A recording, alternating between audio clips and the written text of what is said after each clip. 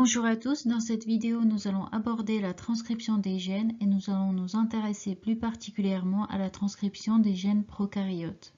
Avant de commencer, si vous n'avez pas vu la précédente vidéo sur la structure des acides nucléiques, je vous invite à aller la voir pour bien comprendre les notions de ce cours. L'information génétique est stockée dans l'ADN organisé sous forme de gènes. La grande majorité des gènes portent l'information permettant la synthèse des protéines essentielles pour le fonctionnement de la cellule. La transcription de l'ADN en ARN est la première étape du processus de synthèse de protéines. Au cours de la synthèse de cet ARN, le langage à 4 bases de l'ADN contenant l'adénine, la guanine, la cytosine et la thymine est simplement copié ou transcrit dans le langage à 4 bases de l'ARN qui est identique à l'exception de la thymine qui est remplacée par l'uracile. Nous verrons dans l'une des prochaines vidéos qu'au cours de la traduction, ce langage à 4 bases de l'ADN et de l'ARN est traduit dans le langage des protéines qui comportent les 20 acides aminés. Dans cette vidéo, nous nous intéresserons à la formation des ARN messagers fonctionnels à partir des gènes codants des protéines. Dans cette vidéo, nous allons tout d'abord voir un aperçu général des étapes de la transcription, puis nous allons voir plus en détail la transcription chez les organismes prokaryotes tels que les bactéries. Le processus de la transcription se compose de 3 étapes principales. L'initiation de la transcription, l'élongation du brin d'ARN messager naissant et la terminaison de la transcription. Nous allons voir maintenant en détail ces différentes étapes. L'enzyme qui catalyse la réaction de polymérisation du brin d'ARN messager s'appelle l'ARN polymérase. Au cours de l'initiation de la transcription, l'ARN polymérase reconnaît un site spécifique de l'ADN double brin que l'on appelle le promoteur et elle s'y fixe. Après s'être fixé, l'ARN polymérase sépare les brins d'ADN pour rendre les bases du brin matrice disponibles pour s'apparier avec les ribonucléotides. L'initiation de la transcription est considérée comme terminée lorsque les 2 premiers ribonucléotides d'une chaîne d'ARN sont assemblés par une liaison phosphodiester. Au cours de l'étape de l'élongation du brin, l'ARN polymérase se déplace d'une base à la fois le long de l'ADN matrice, ouvrant l'ADN double brin devant elle dans le sens de son déplacement et réassociant les brins derrière elle. Les ribonucléotides sont ajoutés un par un à partir de l'extrémité 3' de la chaîne d'ARN en cours de synthèse. Au cours de la terminaison de la transcription, la molécule terminée d'ARN est libérée de l'ARN polymérase. L'ARN polymérase se dissocie de l'ADN matrice. Une fois libéré, l'ARN polymérase est libre de transcrire une nouvelle fois le gène ou un autre gène.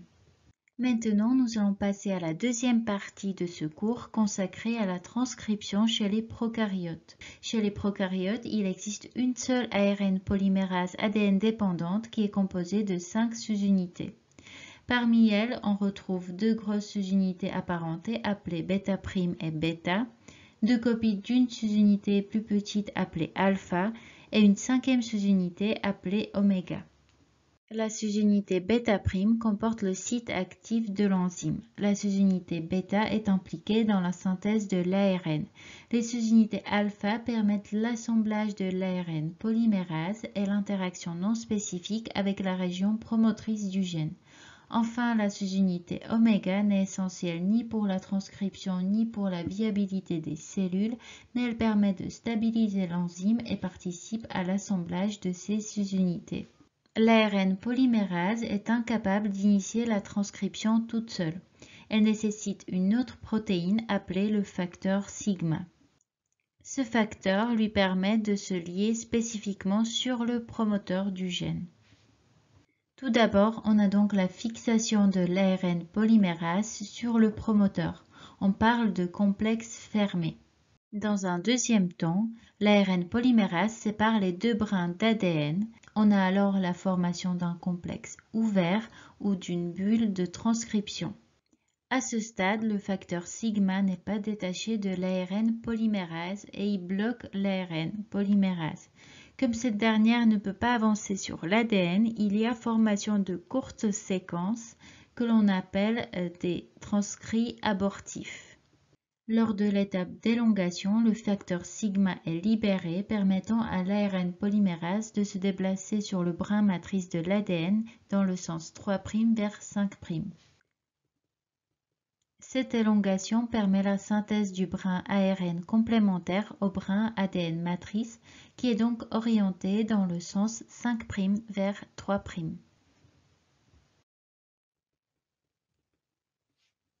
La dernière étape de la transcription est l'étape de la terminaison. Chez les prokaryotes, il existe deux types de terminaison. La terminaison Rho indépendante et la terminaison Rho dépendante. La terminaison Rho indépendante n'a pas besoin d'assistance de la part d'autres protéines externes, car elle repose sur des terminateurs intrinsèques présents dans la séquence du gène transcrit. Au contraire, la terminaison Rho dépendante nécessite la présence d'une protéine externe appelée la protéine Rho. Nous allons voir maintenant les détails de ces différents types de terminaisons. Lors de la terminaison Rho indépendante, ce sont les terminateurs intrinsèques, c'est-à-dire des éléments présents dans la séquence du gène qui permettent de donner un signal d'arrêt de transcription à l'ARN polymérase. Il existe deux éléments de séquence distincts, des courtes séquences répétées inversées et une séquence riche en thymine sur le brin codon de l'ADN. Les séquences répétées inversées, lorsqu'elles sont transcrites en ARN, permettent de former une structure en épingle à cheveux. La formation d'une telle structure cause l'arrêt de l'ARN polymérase. Les thymines sur le brin codon de l'ADN sont transcrites en uracile, formant de très faibles liaisons avec les adénines complémentaires. Cela conduit au décrochage de l'ARN du complexe de transcription. Lors de la terminaison Rho dépendante, la protéine Rho est requise. C'est une protéine hexamérique, c'est-à-dire qu'elle est composée de 6 sous-unités et qui a une activité hélicase, c'est-à-dire qu'elle peut séparer deux brins d'acide nucléique. Pour exercer son activité hélicase, elle a besoin de l'énergie sous forme d'ATP. Cette protéine Rho reconnaît des sites riches en cytosine présentes sur l'ARN que l'on appelle les Rho utilisation sites. Une fois liée au niveau de ces sites, la protéine Rho utilise de l'ATP pour se déplacer le long de l'ARN jusqu'à l'hybride ADN-ARN. Elle permet ensuite de séparer le brin de l'ARN du brin ADN matrice et ainsi terminer la transcription. Voilà donc la transcription chez les prokaryotes.